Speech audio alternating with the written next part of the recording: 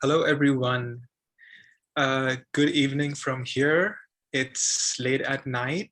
Um, Today, I have a very special video with a very special guest, my friend Ayatakshee, who is all the way across the planet in India, and it's morning over there. And it's so amazing. We can now do live calls and videos in two different continents. Ayatakshee is an expert in the field of uh, nonviolent communication, nonviolent behavior, and has extensively been researching workplace violence, as well as looking at potential solutions for that. And that's why I am so glad and so excited to have her here today. Ayatakshee has been telling me about her work. We've actually talked about it before. She's interviewed me about my experience at the workplace. She is highly qualified. She's been working on this for 4 years, almost finishing her PhD, and also published a few papers, 7, and already been cited so many times, has a chapter in a book already. So really, really glad to have Ayatakshee. Welcome and good morning to you. Thank you, Ojas. You were too generous to present me, and I'll be happy to share my knowledge with everyone. Thank you so much. Glad to have you again.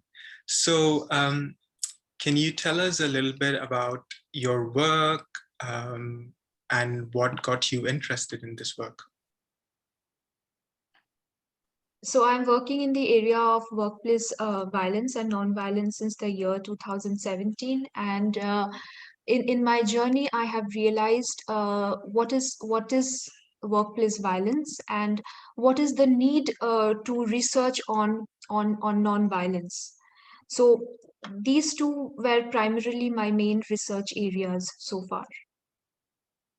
Okay, that's super cool. What got you interested in this? What got you into picking this as the topic of your research?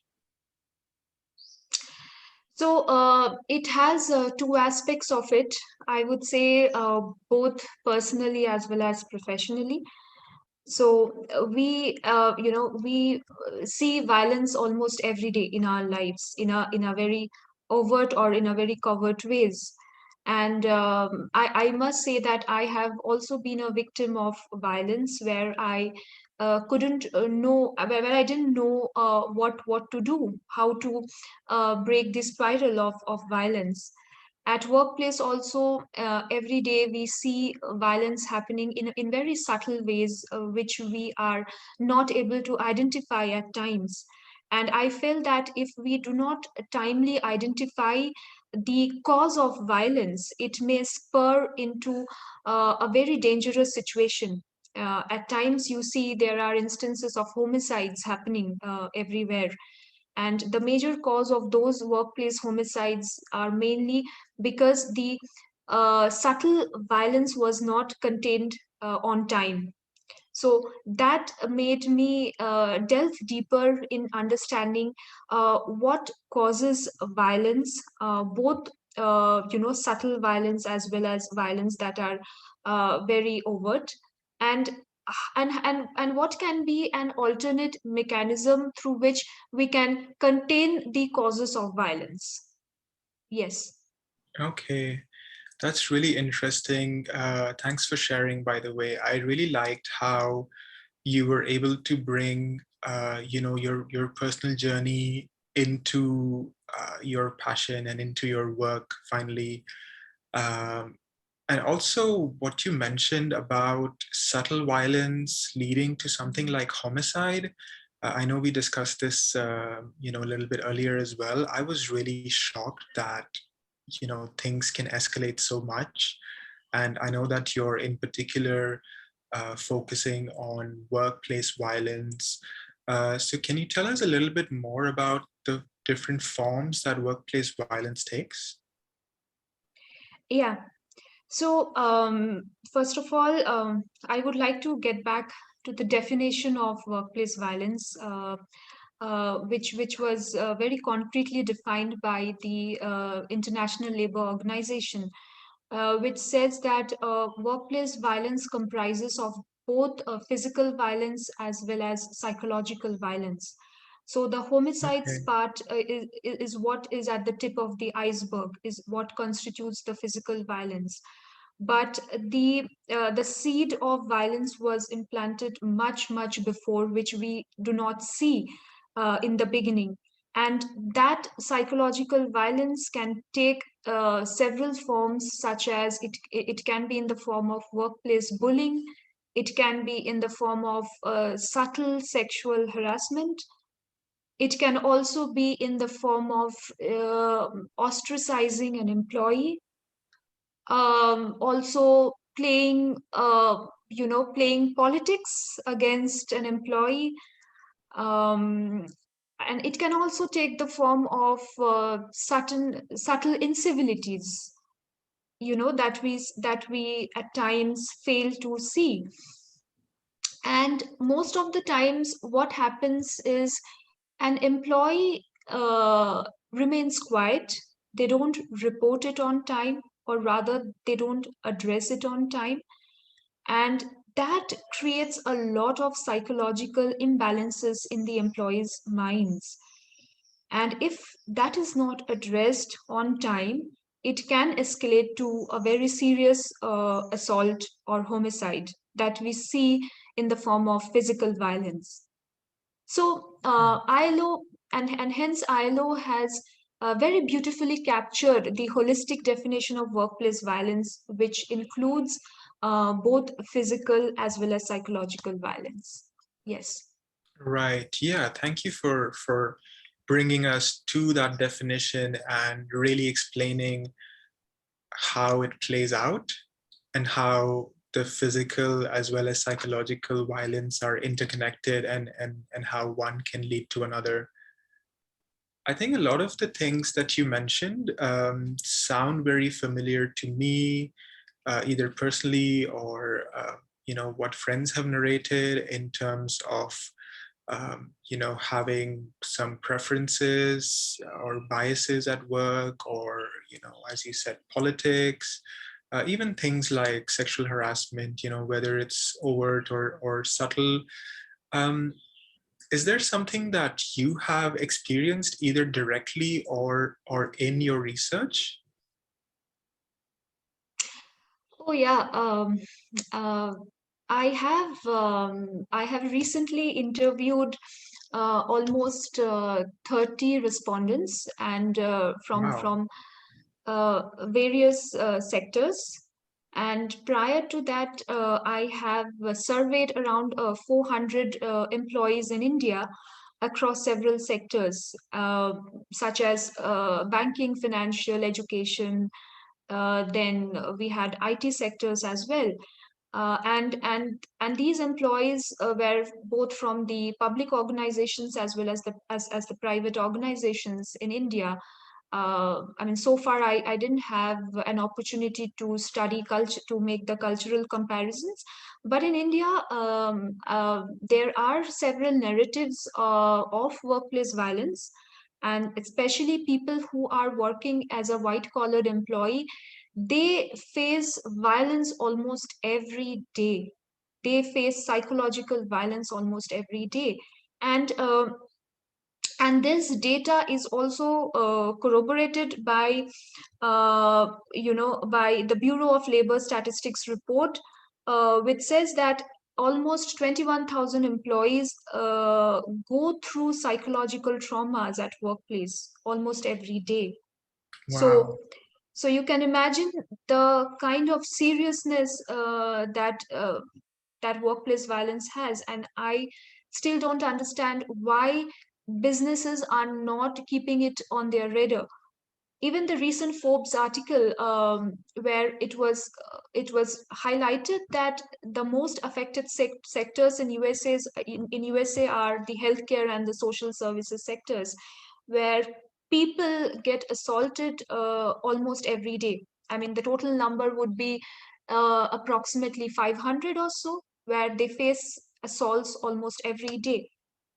Just So in India and just in the healthcare and the social sectors? this is the social and the healthcare sectors in USA that I'm talking about. Oh, in the USA. Okay. Yeah, yeah, the Forbes article in USA. So that keeps me The wondering, big like negative. what yeah, so that keeps me wondering, like, what is the financial impact of these violences? I'm of course, apart from the financial impact, there can be a physical and the psychological impact on the employees also. Of course, we are well aware that some of the financial and business impact can be productivity loss or employee turnover, then a morale of the employee is getting low. At the same time, if we look at the micro level of what happens to an employee when they are the victim of any kind of violence, is they feel extremely traumatized. And because of that, not only their physical well-being gets affected, at the same time their psychological well-being also gets affected. So, and then the organization spends a lot of money on counseling just to do the patchwork.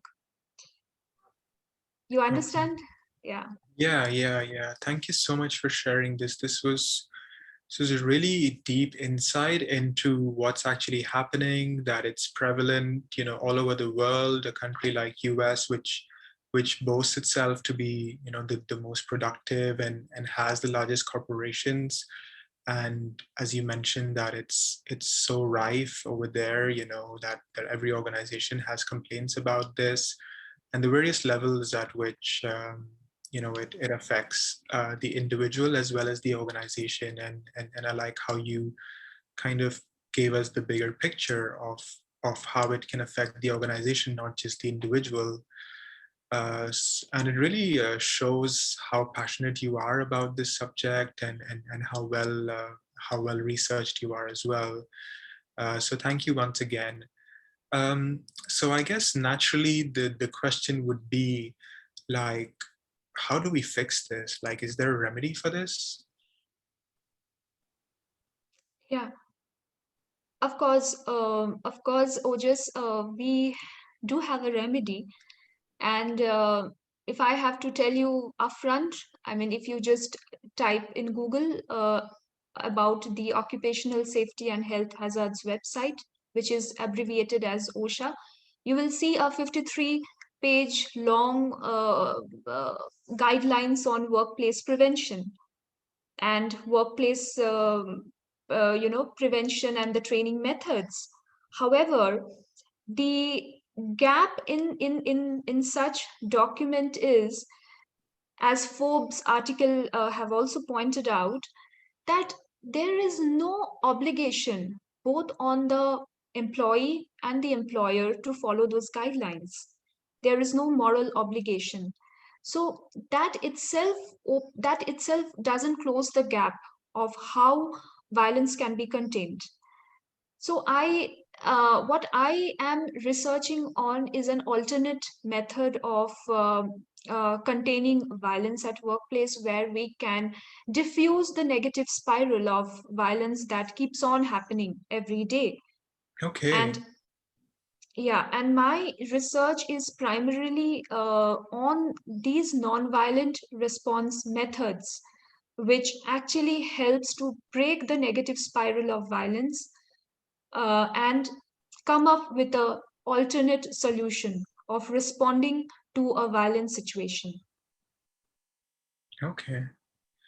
Okay, that's amazing. It's great that you're um, researching and working on not just the ill effects and how it pans out, and situations where it has unfortunately escalated, but also um, a definite solution, which hopefully, I really look forward to reading um, your findings and your publishings in this area. I think it's going to be so helpful for so many of us. Like, I personally would want to see and try to apply this.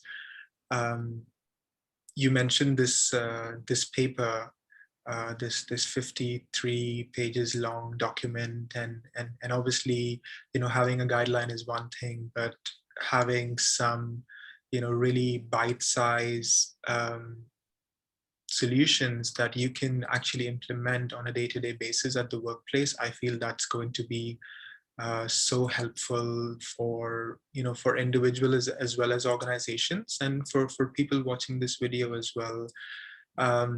So I do know that we are planning to do some more videos in this area, particularly since it's the center of your research, non-violent interventions at the workplace. Could you tell us a little bit more about what it might be like what those interventions might be like, and also what we're going to be covering in our next video? Yeah. Thank you. Just I feel the main purpose of doing this research is to help people. That's the first purpose. And because when I personally faced violence at my workplace, I was unaware. I I didn't know how I can cope with the situation or how I can deal with the situation. So today, when I read some of the most cited papers on how people deal with the violence, I'm I'm very sorry to say that those coping mechanisms are mostly negative coping mechanisms. And some of them are like at times people just neglect the subtle violences that are being inflicted on them.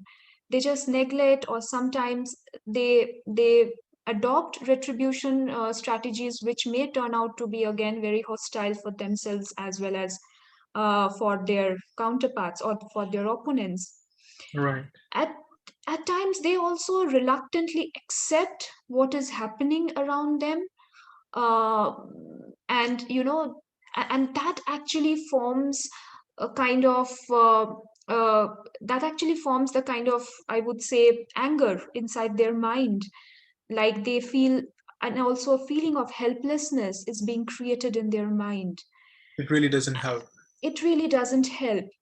So what I am trying to do is I'm trying to fall back on the age old philosophies and age old wisdom which is tried and tested on the non-violence philosophy, and I'm trying to see how with non-violence the workplace hostilities can be contained, if not eradicated completely, but how people can adopt non-violent response methods to basically respond to their opponent, to basically respond to their perpetrator, and how they can keep themselves safe.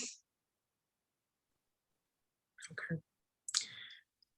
Yeah, that's amazing. Honestly, I can't wait to learn more about all this wonderful research you're doing, and I think a lot of people watching would also be keen and excited to find out more.